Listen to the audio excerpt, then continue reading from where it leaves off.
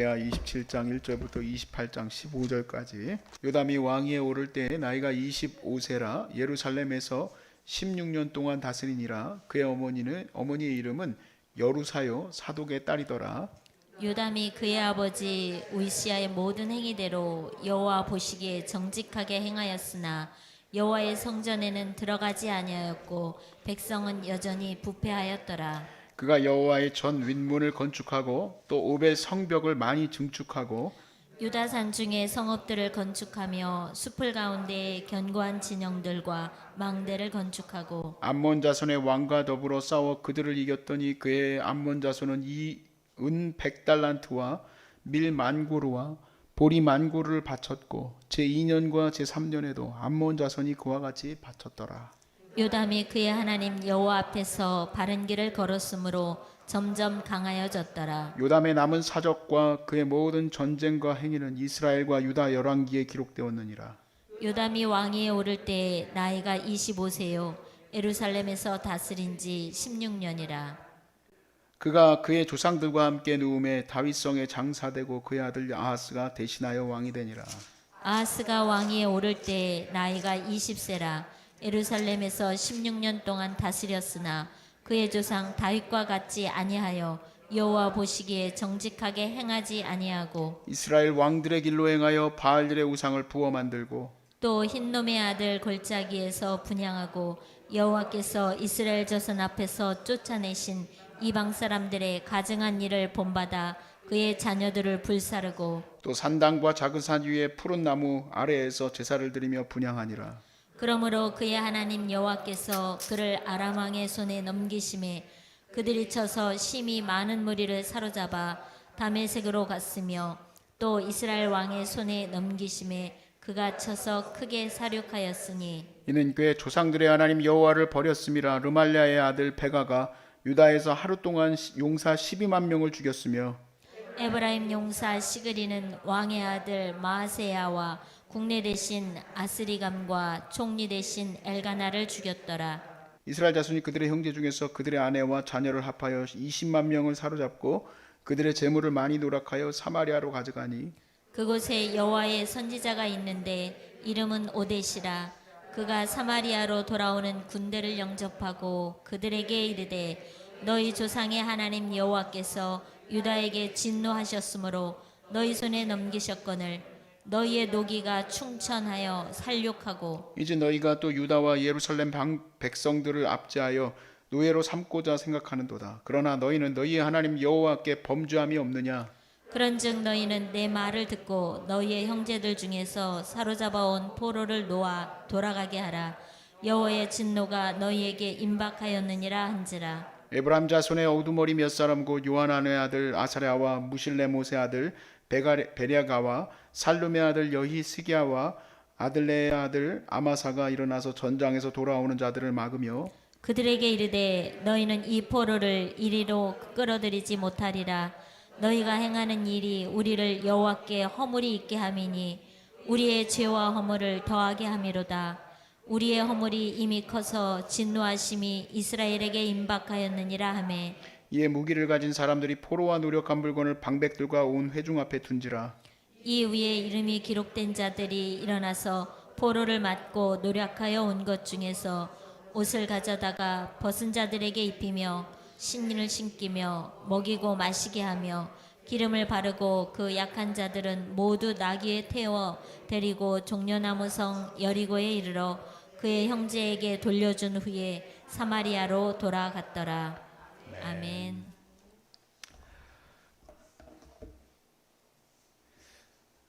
우리가 생각지도 못한 일들 또 내 힘이 미치지 못하는 일들이 사실은 이 세상에서 일어나고 있죠. 힘 있는 누군가가 어떤 일을 했을 때 그 일이 하나님이 기뻐하시는 일이면 얼마나 좋을까요? 저는 참 독일 그 메르켈 총리를 굉장히 존경하는데 이분은 많은 백성들이 반대함에도 불구하고 전쟁에 지금 여러 가지로 어려운 그 사람들을 다 살려주느라고, 난민들을 살려주느라고 다 받아줬어요. 지금도 반대하고 지금도 그런 일 하지 말라고 하는데, 이분이 목사님 딸인데 참 귀해요. 아주 귀하신 분이야. 그 일은 하나님께서 기뻐하실 일이지만 사실 대부분 이 땅 가운데서 일어나는 대부분의 일들은 하나님이 기뻐하시지 않는 일들이 하나씩 하나씩 자리를 잡아가고 있어요. 결국에는 그걸로 인해서 우리는 엄청 어려움을 당하게 될 것인데, 우리 한국교회가 최근 싸우고 있는 것 중에 하나가 뭐냐면 차별금지법입니다. 우리는 기도로서 열심히 지금 이거를 막아내려고 하고, 비록 정치적으로 교회가 나서지 말라는 여러 가지 비판도 들지만 이건 정치적인 문제가 아니라 사활이 걸린 문제예요. 대한민국의 사활이 걸린 문제. 왜냐하면 이것은 마지노선과 같아요. 차별금지법이 열리면 하나님이 이 땅을 향하여서 가지고 있는 그 진노를 퍼부으시기에 부족함이 없는, 은혜를 퍼부으시는 게 아니고, 그럼 이 대한민국은 어디로 사라져 버릴지 저도 잘 모르겠어요. 아니, 목사님 그런 말 하지 마십시오 라고 얘기하실 분들도 계시겠지만, 여태까지의 그 모든 역대기뿐만 아니라 역사와 모든 것을 통해서 제가 깊이 묵상하건대 이것은 정말 이 대한민국의 사활이 걸린 문제다. 다른 것들은 뭐 높낮이가 고만고만합니다. 고만고만해요. 그런데 이 차별금지법은 절대 안 돼요. 절대로 안 돼요. 목숨 걸고 싸워야 될 부분이에요. 어쩌면 어느 날 이것이 막 저기 하게 되면 저 여기 다 내려놓고 광화문에 가 있을 수도 있어요. 그거는 제가 정말 용납할 수 없는, 한국을 향한 제 사랑을 뭐 요만큼밖에 없다고 해도 그건 그렇게 할 수가 없어. 오늘 말씀에서 그런 얘기들을 한번 나누려고 하는데, 오늘 얘기에는 세 개의 스토리가 있습니다. 굉장히 긴 구절이지만 이 세 개의 스토리가 하나로 맥을 쫙 이어가는 게 있어요. 그것은 바로 뭐냐면 이미 사회에 관영한 그 죄를 어떻게 싸워나가느냐에 따라서 그들의 생존 여부가 달려있다는 거예요. 먼저 첫 번째 왕 그 요담은 잘 싸운 왕입니다. 도대체 뭐와 싸우느냐? 싸우는 것은 바로 2절 말씀에 나오지만 백성의 부패함이에요. 자, 요담이 그의 아버지 우시아의 모든 행위대로 여호와 보시기에 정직히 행하였으나 여호와의 성전에는 들어가지 아니하고, 이거는 하나님의 전에 들어가지 않는, 예배드리지 않는 것을 말하는 게 아니라 그 아버지가 여호와의 성전에 들어가서 분향하다가 나병에 걸렸죠. 그래서 성전에 들어가지 않았습니다. 그런데 백성들이 어떤 상태냐? 요담은 열심히 하나님의 편에 섰지만 백성들은 여전히 부패한 상태다, 그렇게 써 있어요. 자, 백성의 부패는 어디서 기인하는가?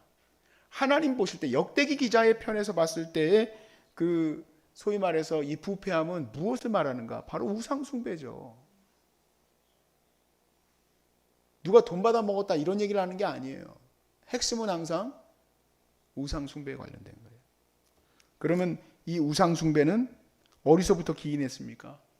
지난 왕들 지금 한참 위로 올라가야 돼. 아사왕이에요. 아사왕이 자기 아들 여로암 이름이 이제는 좀 까먹어져 가네. 어디가 써놨어? 여호람에게 아합의 딸을 장가 보냈어요. 별거 아닌 것처럼 느꼈다 이 얘기예요. 그거를 같은 형제 아닌가. 그래서 내 아들을 위해서 아무 여자나 데려다가 붙일 수는 없지. 그래도 최소 공주는 돼야 되겠지. 그리고 이상하게 아사도 그렇고 그 밑에 왕들도 그렇고 되게 이스라엘 왕들을 좋아해. 그때 들어오게 된 그 마치 본물 터지듯이 들어왔던 우상 숭배가 없어지질 않았어요. 물론 뭐 개혁했던 왕들도 있지만 그들 안에 있었던 잔존하는 그 우상 숭배를 어떻게 하지를 못했어요. 본물 터지는 거.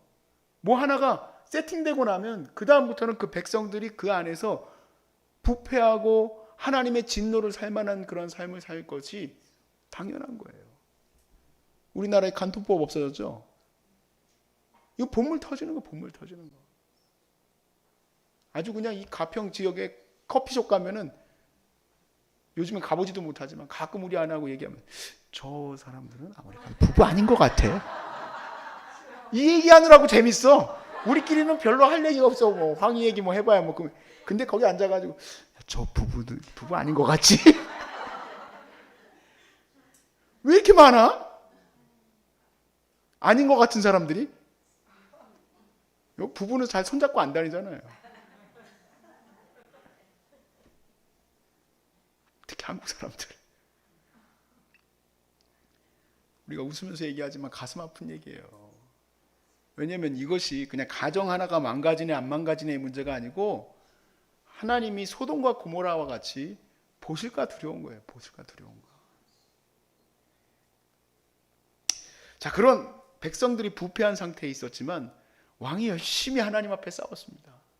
나라를 세우려고 힘을 다했어요. 그랬을 때 6절에 보니까 요담이 그 하나님 여호와 앞에서 바른 길을 걸었으므로 나라가 어떻게 됐어요? 강해졌어요. 강해졌어. 자, 그런데 이제 28장 1절로 들어오면서 그 아들 아하스가 왕이 됐습니다. 자, 이제 문제는 이제 1절부터 4절까지 보니까 이 아하스 왕이 아버지처럼 충성되이 설던 왕이 아니고 우상 숭배로 가득하게 만들었던 왕이에요. 아하스가 왕에 오를 때 나이가 20세라 예루살렘에서 16년 동안을 다스렸으나 그의 조상 다윗과 같지 아니하여 여호와 보시기에 정직하게 행하지 아니하고 이스라엘 왕들의 길로 행하여 바알들의 우상을 부어 만들고 흰놈의 아들 골짜기에서 분향하고 여호와께서 이스라엘 자손 앞에서 쫓아내신 이방 사람들의 가증한 일을 본받아 그의 자녀들을 불사르고 또 산당과 작은 산 위에 모든 푸른 나무 아래서 제사를 드리며 분향하니라. 야, 이 사람도 대단한 열심을 갖고 있다. 나무마다 다니면서 제사를 드렸어. 자, 이 일을 누가 기뻐할지 여러분 생각해 보세요. 저는 이 말씀을 보면서 왜 요담이라는 좋은 케이스를 안 따르고 이 아하스 왕은 그 반대길을 갖게 됐을까? 그 단서는 저는 오늘 본문의 27장 2절에 있었다고 봐요. 백성들의 부패함이에요. 바로 뭐냐면 그가 우상 숭배하고 그가 작은 어떤 행동 하나를 했는데 그때는 뉴스가 없겠지만 뉴스에 딱 떠오르는 따단 아하스가 모에서 우상 숭배를 했습니다. 그런데 사람들이 댓글이 막 달려. 역시 그 앞에 요담 왕은 맨날 우리한테 일만 시키고 그러더니만 우리가 좋아하는 바알의 그 제사도 못 드리게 하고. 여러분, 그거는 그냥 단순한 우상 숭배가 아니라 하나의 문화예요, 문화. 농경 사회와 연결되어 있는 문화들이라 얘기예요. 요즘에 우리나라 강강술래는 안 하죠. 우리나라에 있는 많은 여러 가지 행사들 있죠. 마을의 행사들이 가만히 보면 전부 우상 숭배하고 연결이 돼 있어요.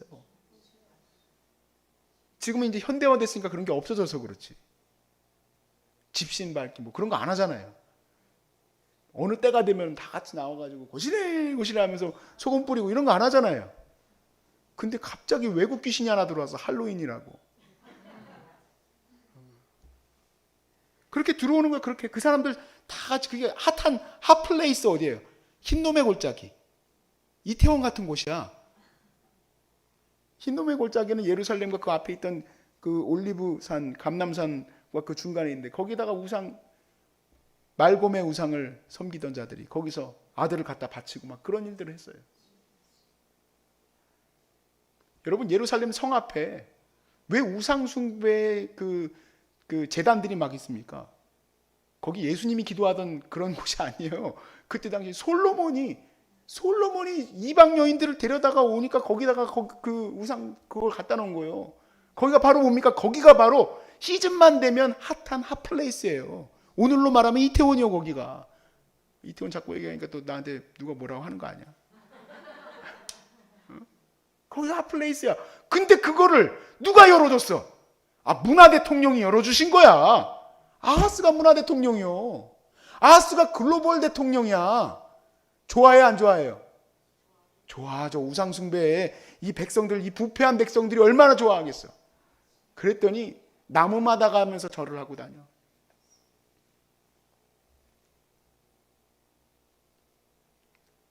이 사람은 죄와의 싸우는 길을 택하지 않았습니다.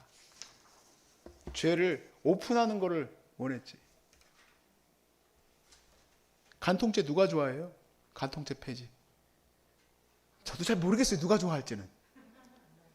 누가 좋아할지는 모르겠는데 그분들이 좋아할 것 같아. 그분들이. 저기 그 여의도에 계신 분들이 많이 좋아할 것 같아.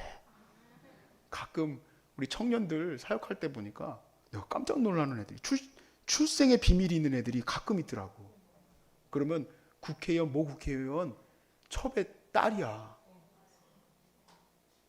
이게 아직도 있나 할 때니까 내가 이 얘기 여러분 조선시대 얘기하는 거 아니에요. 간통죄 폐지 누가 좋아할 것 같아요? 그분들이 좋아할 것 같아. 우리는 그거 폐지하든 안 하든 뭐 그거 왜 폐지했냐. 우리나라 이게 유일한 우리 하나님께서 기뻐하실 법인데 이거 왜 폐지했나. 아이고야 주여. 이런 거 하나 뭐 하나 이렇게 본물 터지고 나면 이 난리가 나는 거예요. 그리고 이제 세 번째 케이스가 이스라엘입니다. 이스라엘은 그 죄와의 싸움을 분명하게 했던 사람들이 또 신기하게도 이제 상황은 이렇습니다. 하나님이 아람에게도 패하게 하시고 그래서 아하스를 치시려고 이스라엘 북이스라엘에게도 지게 하셨어요. 우리 자매님을 위해서 조금 설명을 드리면 아람 하면 어떤 기분으로 들으시면 되냐면 러시아 정도로 보시면 돼. 대략 지역적으로. 나중에 바벨론 나면 또 거기도 러시아라고 그래요. 그리고 북이스라엘은 북한이라고 정도 보시면 돼요. 그래서 그 북이스라엘과 아람에게 지게 했어요. 그런데 이스라엘이 어떻게 됐냐? 승리를 했는데 포로를 막 잡아갔단 말이야. 28장 8절에서 11절까지 말씀에 이스라엘 자손이 그들의 형제 중에서 그들의 아내 자녀를 합하여 20만 명을 사로잡고 그들의 재물을 많이 노력하여 사마리아로 가져가는데 선지자가 갑자기 뭐라고 하느냐. 오데시라는 선지자가 사마리아로 돌아오는 군대를 영접하고 그들에게 이르되 너희 조상의 하나님 여호와께서 유다에게 진노하셨으므로 너희의 손에 넘기셨거늘 너희가 노기가 충천하여 살육하고 이제 너희가 또 유다와 예루살렘 백성들을 압제하여 노예로 삼고자 생각하는도다. 그러나 너희 하나님이 여호와께서 너희는 너희 하나님 앞에 범죄함이 없느냐. 그런즉 너희는 내 말을 듣고 너희 형제들 중에서 사로잡아온 포로들을 놓아 돌아가게 하라. 여호와의 진노가 너희에게 임박하였느니라 한지라. 즉 하나님의 말씀에 의하면 형제를 포로로 잡을 수는 없어요. 그들이 하나님 말씀을 잘 새겨듣지 않는 이스라엘일지라도 그 죄가 거기에 들어가게 되면 하나님이 이미 죄가 간영한 이스라엘을 아직은 남겨두고 계시지만 이 죄가 플러스 되면 멸망이 눈앞에 와 있다 얘기입니다. 지금 멸망의 이 도끼가 대한민국을 향해서 어느 정도까지 와 있는지를 보려면 알 수 있냐면 소위 말해서 이 법이 바로미터가 되는 거예요. 어디까지 백성들을 놔줄 건가 안 놔줄 건가. 자, 근데요, 이게 고대에는 굉장히 어려운 부분입니다. 포로는 노동력이에요.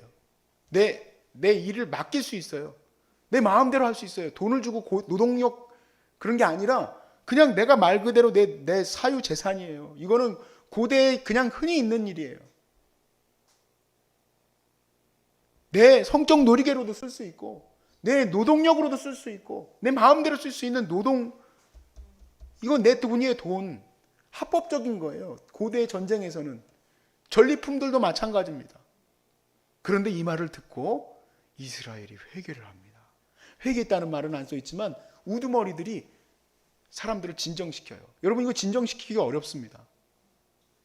내 돈을 내놓으라는 거거든. 너희들 죄 졌으니까 그거 내놓으라는 얘기거든.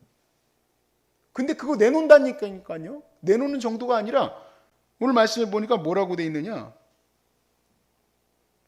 15절에 이 위에 이름이 기록된 자들이 일어나서 포로를 맞고 노력하여 온 것 중에서 옷을 가져다가 벗은 자에게 입혀줘요. 옷 벗은 자에게 입혀주고 신도 시키고 먹이고 마시게 하고 기름도 바르고 약한 자들은 나귀에다 태워주고 그래서 돌려보냈다 이 얘기예요. 지금 이거는 기쁨의 수확물이 아니라 진노의 수확물이야. 이대로 그대로 들어왔다가는 하나님의 멸망의 진노의 칼이 날아오는 거예요. 우리는 이제 생각해야 될 게 있어요. 어떤 한 상황이 우리의 이 삶 속에 세팅될 때 그 죄가 이 백성들을 멸망시키게 될 일이 될 수 있음을 깨달아야 되는 거예요. 그리고 나라를 위해서 기도할 때 지금 이와 같이 우리는 싸워나가야 돼요. 싸우지 않고 사람들의 인기를 끌 수 있는 방법도 있어요.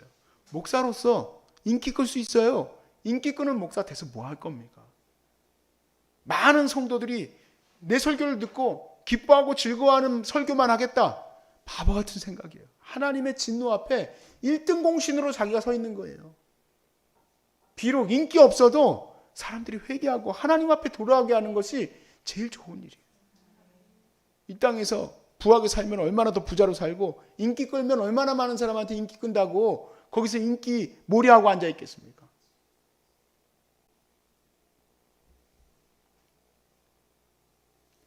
기독교인이 많을까요? 비기독교인이 많을까요?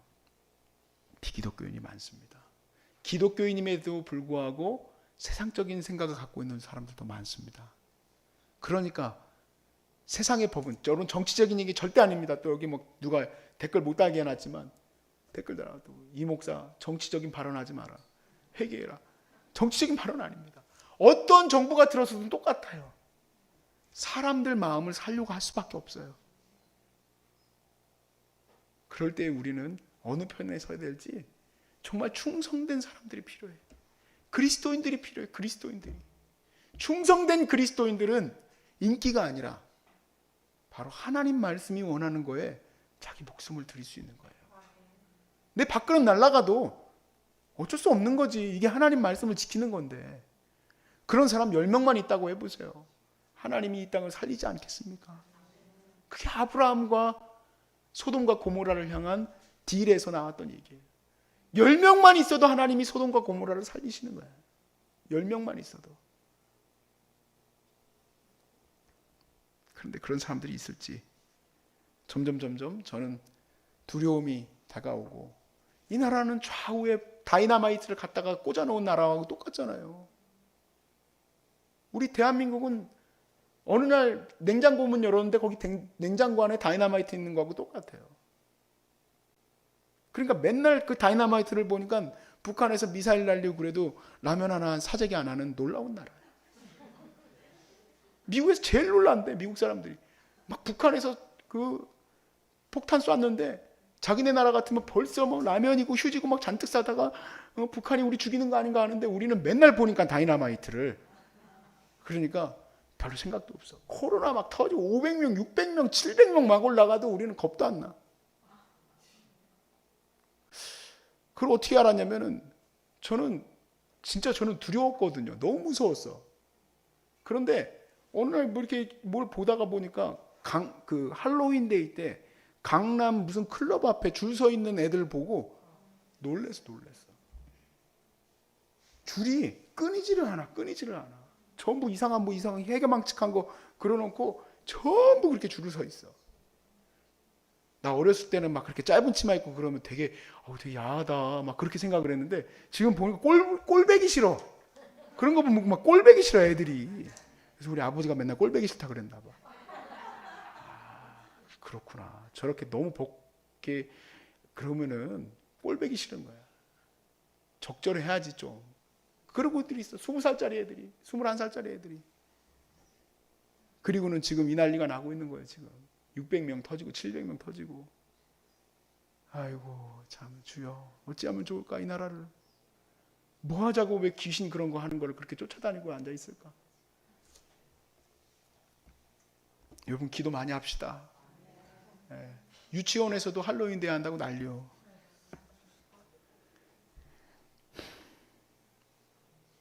우리는 죄와의 싸움을 해나가야 됩니다. 어떻게 해나가야 될지는 저도 잘 모르겠어요. 그렇지만 그냥 마음을 열고 인기몰이하면 이렇게 망하는 거고요.